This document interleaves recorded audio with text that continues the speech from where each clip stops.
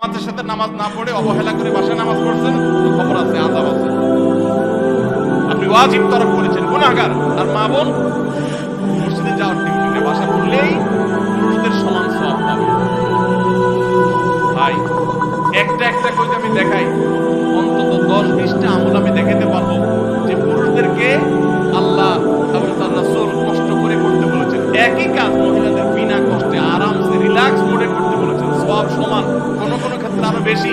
নবী সাল্লাল্লাহু আলাইহি সাল্লাম বলেছেন ওয়া বুয়ুতুহুন্না খায়রুল লাহুন্না, নবীজির মসজিদে এসে পুরুষ নামাজ পড়ে যে সওয়াব পাবে, যেই মহিলা নবী সাল্লাল্লাহু আলাইহি সাল্লাম পেছনে নামাজ পড়তে চেয়েছেন তিনি বলেছেন তুমি তোমার বাসায় পড়লে সওয়াব আরো বেশি হবে।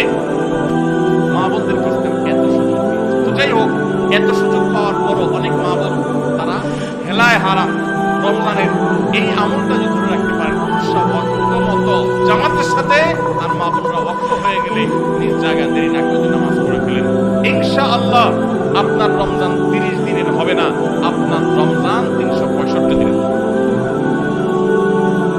সবাই 5 ওয়াক্ত নামাজ ঠিক মতো পড়বেন ইনশাআল্লাহ। যার 5 ওয়াক্ত নামাজ যত সুন্দর, সে তত আপার ক্লাসের মুসলমান, তার তাকওয়া তত স্ট্রং, তত মজবুত। যার নামাজ যত সুন্দর। নামাজ কিভাবে সুন্দর হয়?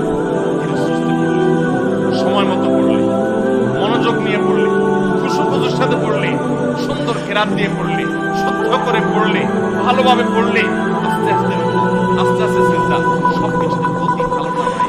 মোবাইল নেটে গতি ভালো, নামাজের মধ্যে গতি ভালো না। নামাজের গতি যত কম হবে, যত স্লো হবে, যত আস্তে আস্তে হবে, যত ধীরে ধীরে হবে, তত নামাজের মর্যাদা আল্লাহর কাছে বেশি হবে।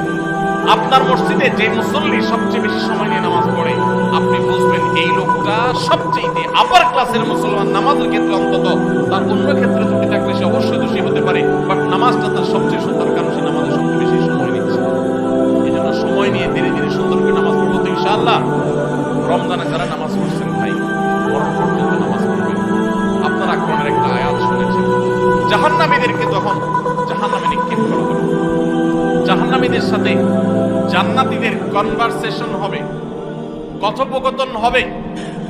জাহান্নামীদেরকে জিজ্ঞাসা করা হবে মা সালাকাকুম ফি সাকার, তোমাদের কোন অপকর্মে, কোন বদভ্যাসে, কোন খারাপ কাজ তোমাদেরকে জাহান্নামে এনেছে বলো। তারা বলবে ভাই ক্বালু লাম নাকু মিনাল মুসাল্লিন, ক্বালু লাম নাকু মিনাল মুসাল্লিন।